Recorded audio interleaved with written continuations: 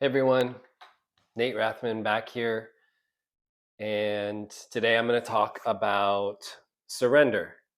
So, yeah, we're going to keep the topics nice and light. Um, One of the things that came up when I was just thinking about what kind of a video I wanted to do as my second video, I reflected back, and this is what I'm going to do most of the time. I'm going to just reflect back on what's going on in my life, what is showing up for me. I tend to believe in the the idea put forth by Bashar, who's a channel. If you're not familiar with Bashar, he's really cool. Daryl Anka channels Bashar, and he's this kind of future version of Daryl who comes back and gives him advice. It's very similar to Abraham Hicks, but a little a little different. But one of the things that Bashar says is that if you're feeling drawn to create something and you're putting something out there, that it's like one side of a coin, and that the other side of the coin is that there is someone out there who needs to hear that message.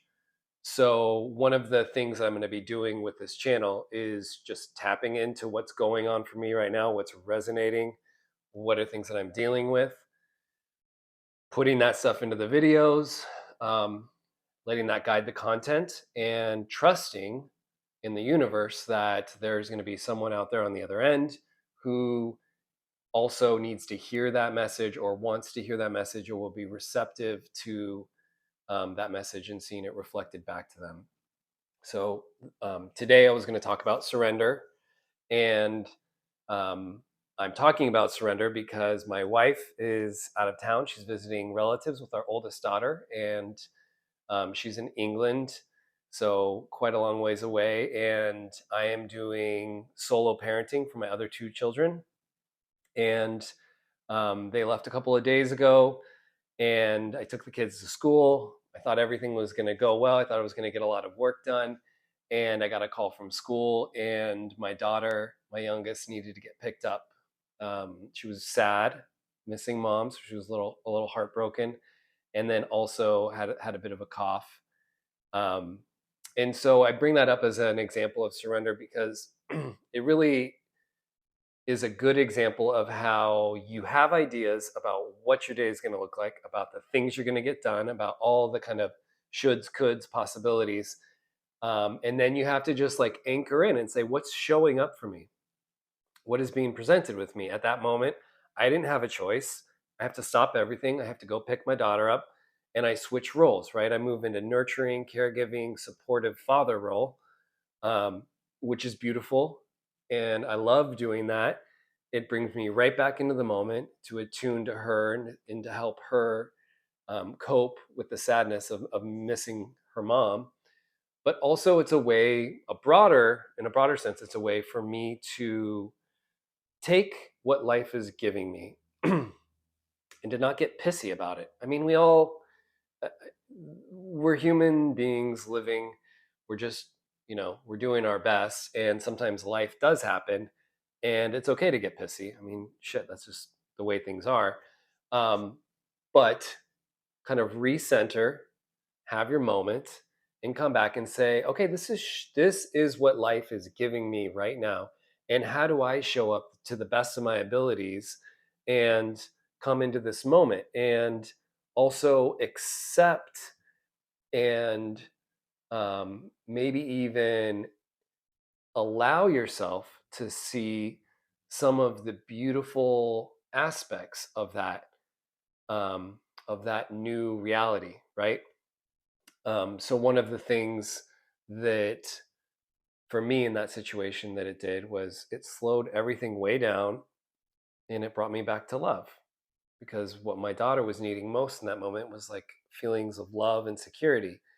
And I may have had a checklist of things that I wanted to get done that day, but love trumped it all. And I think this is, you know, as spiritual beings, we know that sometimes we can get kind of caught up in all of the day to day things, but really at the end of the day, um, you know, no one's going to regret not getting to their to do list if they spent more time loving their child. So it was just one of those moments of surrender.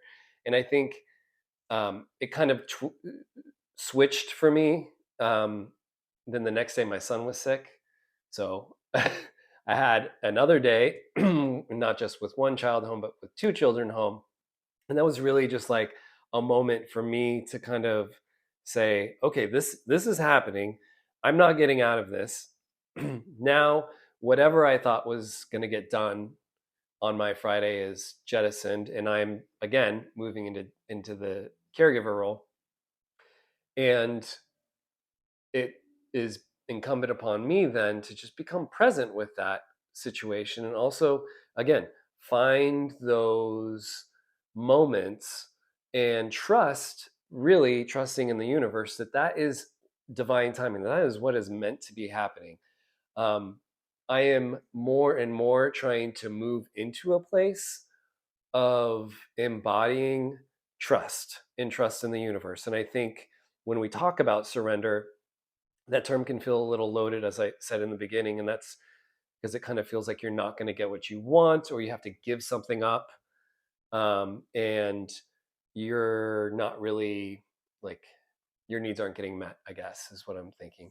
But in a lot of ways, surrender is more about allowing what is showing up in your life, and also trusting the universe that this is what is meant for you right now, and that there's a reason that it's there, and that if your to-do list is waiting, it's probably because something on that to-do list is going to get done a lot easier, a day or two later, if you just let it sit. So I mean, this channel is, i'm I am a believer in the law of attraction. I believe in source. I believe that um, intention and the thoughts that we put out into the universe are hugely impactful, and they're often what we get shown back to us. Um, so I think that when we are presented with a moment of surrender where we have to pivot, it is a moment where we can lean into, do I really trust the universe? Do I actually embody these principles of law of attraction, of divine timing? These are all lofty things, and again, if you've watched my other video, I talked about this. I've read books on this. I've watched lots of YouTube videos. But what does it mean to actually really live with this stuff? It means, you don't live with it part time. You live with it all the time. So even during the hardest moments, you have to say, this is what my soul is asking for growth. This is where I am being called to be present, to be in love, and to be in light. So, yeah, again, let me know if you've had a moment like that in your life where you have to pivot, you have to stop what you're doing. Life just forces you to become aware of the present moment, and you have to really surrender to what is showing up for yourself. And I'd be willing to bet, if you leaned into it a little bit and you were aware enough to examine those moments, that there was some kernel or treasure in there for you. Yeah. So I hope you guys have a good day. That's my second video. Thank you. And again, if you're liking this stuff, throw me a thumbs up. If you want to put a comment in about anything you'd like me to talk about, or again, any tips or feedback, that'd be great. I noticed in my first video I was like touching the table a lot, and I'm not going to do that because it was messing up my camera. Yeah, I hope you guys have a good day.